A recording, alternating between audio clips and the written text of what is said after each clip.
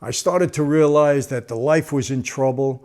You know, I had that issue of betrayal with my dad a little bit earlier that really had gotten to me and infected me in a way. But I saw what was going on with the life, and I said, you know what? If I want this woman in my life, I have to make a move. How are they going to accept me? If I don't make a break from that life, my life is really over. I'm never going to be with this woman. So she had that much of an impact on me and really was the catalyst that caused me to make the move out of the life.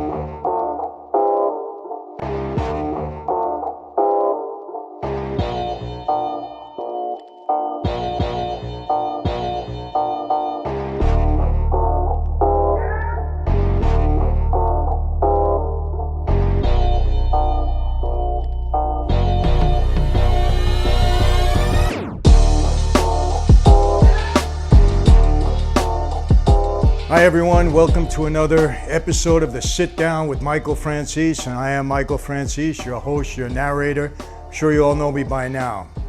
You know, in Cosa Nostra, in order to survive, especially in this environment with law enforcement over the past 30 or 40 years, you gotta maintain a low profile. You must. Carlo Gambino, he had it right. Major boss, one of the most powerful guys in the history of the mob, at least the recent history. Died of old age, natural causes, in his house, 1976, I believe. Maintained a low profile, hardly knew who he was. Joe Colombo, John Gotti, different story. You can't thumb your nose in the face of the government anymore, because if you do, either your own guys are going to get you, in the case of Joe Colombo, or in John Gotti's case, the FBI took him down. You can't become a media star today. Must maintain a low profile. In my own case, I wanted to live large. I was making a lot of money.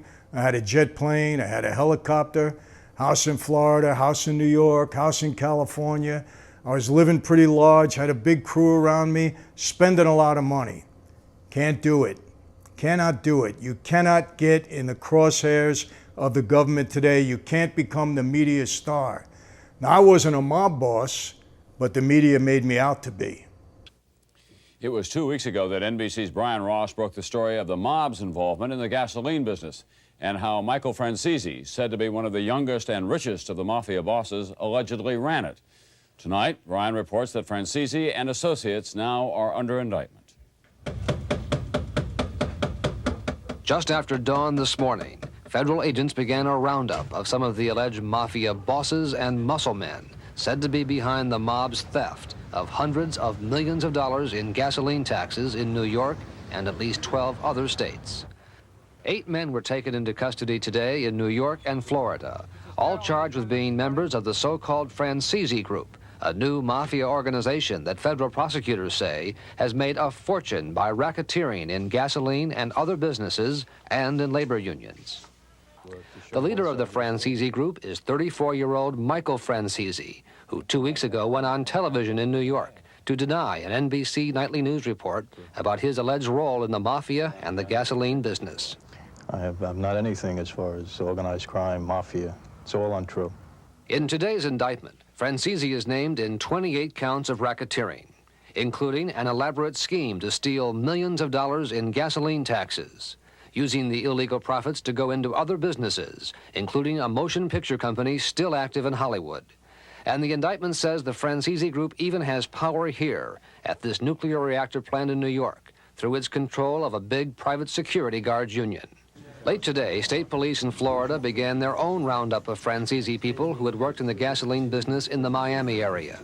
More arrests are expected tomorrow in Florida and in coming months in New Jersey and Connecticut. Now, you saw that clip, and I didn't show it to you just for a history lesson. That happened somewhere around 1985 when the government was really on me. They indicted me for this whole gasoline case, as you saw. I'd been indicted 4 or 5 times prior to that, had a big case with Rudy Giuliani, big racketeering case. I beat that case, but I had become, you know, in the eyes of the media, very high profile. Can't do it. That's what takes you down. But, you know, I didn't show it to you for that reason. Come on, guys. You know how many comments I've gotten from so many of you that have said that if it wasn't for the woman in your life, you don't know where you would be? That it was the woman in your life that really straightened you out? Well, many of you know my story, and I can tell you this. If it wasn't for my wife of 35 years now, I'd either be dead or in prison for the rest of my life. No doubt about it. And you know that saying, behind every good man there is a woman? Well, certainly true in my case, and I guarantee many of you guys it's the same in all your cases, because they keep us on the right path, they keep us accountable. In my case, it was really a matter of life and death, or a matter of my freedom or not. And the reason I say that, well, I think some of you know the story, but you know, my wife, she kind of met me around the time that I was going through all of this trouble. She didn't really know too much about it. She hardly knew anything about it. She was a young girl, 20-year-old. She lived out in Anaheim, California. And let me tell you, there's no mob out there. She didn't know who I was at first. There's no real mob in LA. We used to call them the Mickey Mouse mob. So there was no real presence out there like there was back east and in Chicago and so on and so forth. So she didn't really have a clue. And until she started to find out things, obviously, a little bit at a time. And people have asked me over the past 25, 30 years, how did she stay with you? Why didn't she cut and run? How could she stay with somebody like you when she knew your background and so on and so forth? Well, I'm going to let her tell you in her own words. He was easy to love. He really was. Because he was just such a good guy. He was good to me. He was good to my family. He was good to the people around him. He was kind. And, you know, there are times when I did see the other side of him, like in a phone conversation, like I would hear him outside or say certain things. I always felt God's presence, always. I used to say things like, well, we'll just pray about it, or, you know, God will get you through it, and, you know, or stuff like that all the time. And he just kind of looked at me like, what does that mean? I'll pray about it, or God will get me through it. You know, I don't know what he really believed, that God was the kind of God that could actually help him and see him through things here on earth. You know, I think that he felt like God was just this big God in the sky who really didn't care about the mundane things of daily life, about what he was doing or what was going on. So there you have it. You heard it in her own words. And, you know, immediately with her, it was all about her faith and not imposing it on me in any way. Because remember, she's a 20-year-old young Christian girl. And here I am, you know, I'm 12 years older than her. I'm deeply entrenched in the mob life. This is who I was. I was mob guy all the way. That's who I was. And she meets me, and immediately, you know, I fell in love with her, very attracted to her. Yeah, I treated her good because I loved her. But she starts talking to me about God and so on and so forth. And I'm listening, you know, I mean, I'm paying attention because I cared for her. And, you know, I was never disrespectful in that regard, but I wasn't really buying into it, I'll be honest with you. And, you know, there was just something about her, people. And, you know, I've been asked over the years, look, I've been criticized in many ways. Michael, is this another scam, you know, this whole faith thing? You know, is it for real? You're making money through your faith? I mean, I've had every kind of thing thrown at me, and I understand that. When you come out of a life that I was in, and you had a reputation that I had, you know, defrauding the government, big time mob guy, all of this stuff that I was involved with, being my father's son, I get it. A lot of people are skeptical, and they have a right to be. But you know, people, I've been doing this for 24 years now. I'm not that good of an actor that I can pull something off for 24 years. And, you know, my faith is real. And I don't impose it upon anybody. I've had Christians come back to me and say, well, Michael, you got to talk more about your faith. I think I went through this in another, you know, session that we did. But look, it's who I am. I try to live it. I'm not perfect by any means, but this is what I believe. And this young woman and her mother had a powerful, powerful influence on me. And I think I could explain it best the way I explained it in that interview. I think you should hear it from my own words, the way I explained it then, because I probably can't do it any better now. I was a little younger then. My memory was a little better, even though, yeah, of course, I can repeat things. But I think you need to listen to what I had to say. I believed in God because the alternative didn't make sense to me. Evolution to me is a joke. It doesn't make any sense whatsoever. It goes against everything that I think is natural. You know, things don't just, out of nothing, things don't become something, especially something so intricate and complicated as human life. It doesn't make sense. And I could never process that. And I had got into evolution a little bit because I wanted to know about it. God makes sense. Creation makes sense to me, even though I don't understand how somebody could always be there, always will be, always remain the same. Humans don't have the capacity to understand that. But the idea of God makes sense. A creator, when you look at life, it made sense. So I justified in my own mind that there was a God. But he didn't have any control of my life. I didn't answer to him. I answered to him when, God help me. But I didn't really mean God help me. It's just an expression. So God wasn't in control of my life. He was just there. I was in control of my life. When Camille told me about her faith and, relationship with Jesus and all of that, I believed that there was a Jesus. I read the Bible. It made sense to me. I believed it. Son of God. Okay, great. I heard it in Catholic school, but it didn't have any bearing on my life. I wasn't religious. I don't like the term religious. I think it's counterproductive to faith. But he didn't have any bearing on my life whatsoever. When she told me about her faith in Jesus, I respected her beliefs. I never mocked her for it. I respected it, but it didn't mean anything to me personally. It had no bearing on my life. Hey, this is what you believe, great. No problem. I'll respect that, great. But then I started to see that this really meant something to her and to her mother. Probably more to her mother, because her mother, that's who she was every minute of the day. Her faith wasn't there for half an hour. It was there every minute of the day. That's who she was. Pray about it, Michael. I mean, it's just who she was. It came natural. Like Jesus was just around and he was there and he was going to work out everything for everybody all the time. But, on the same token, there was a woman that never asked for anything. Simple life, didn't want anything. I mean, there was nothing in it for her. This is just who she was and what she believed. So I started to see there's really reality in this to these two people. And I respect what they believed.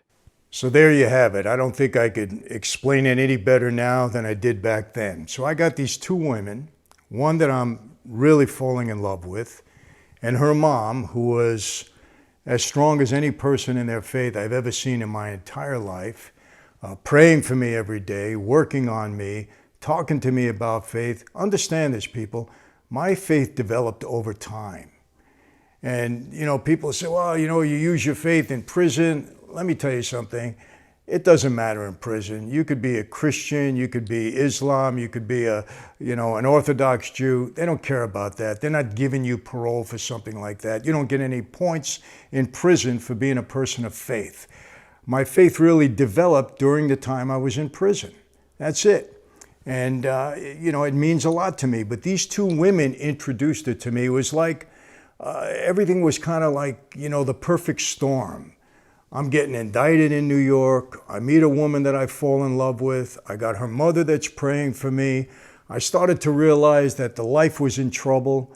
I had that issue of betrayal with my dad a little bit earlier that really had gotten to me and it infected me in a way.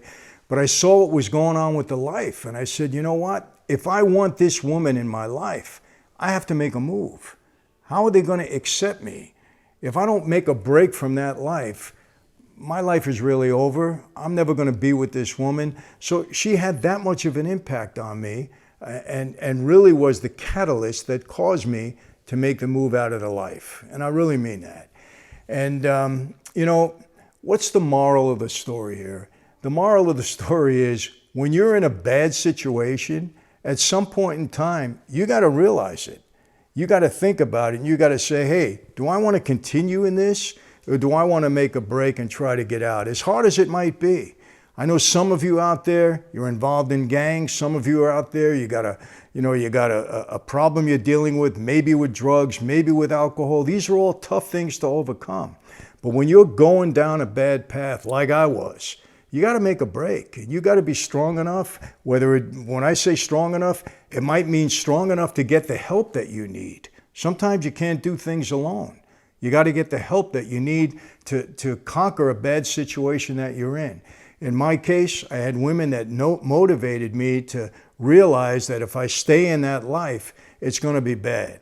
And look, I didn't know how it was going to work out.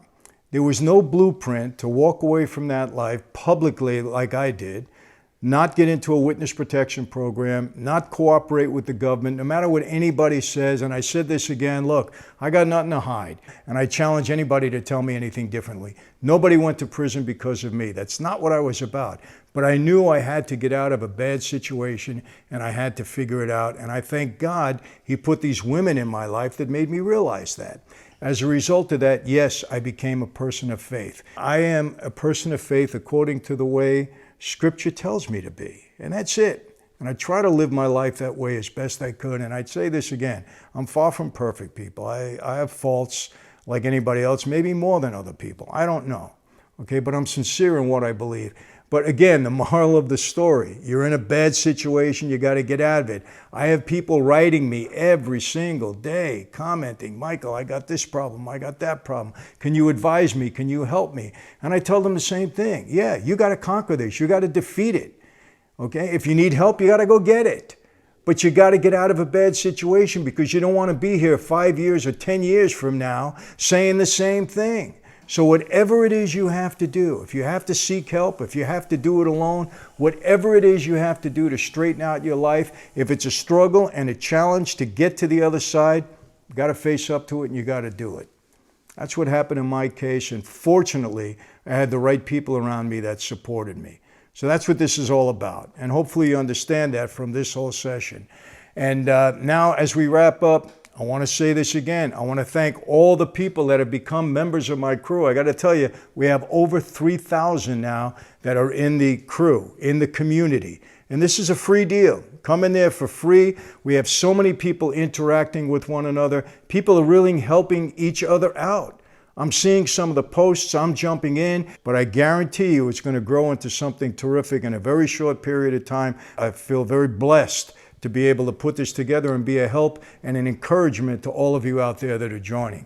For those of you that are subscribed to YouTube, hey, thanks a lot. We're already over 80,000 subscribers, I should say. It's really moving along. You're supporting us in a great way. We got a lot of great content coming up. I can tell you that. I told you about the interviews. I have a lot of friends that are very high profile that you're going to meet. I'm waiting for COVID-19 to get over. I don't want to do the Zoom calls. I like to sit in a room with somebody and we can really get down and do the things that you're going to enjoy hearing. Trust me on that. And you know, there's a lot of people that I'm going to be talking to that have had great comeback stories. And I'm doing that to encourage all of you that think you can't get out of a bad situation. You can. And you're going to meet people that have overcome, you know, such struggles and challenges in their life, even more so than me. There are a lot of people out there that have done great things with their lives when they put their minds to it, come out of a bad situation. You're going to meet some of them.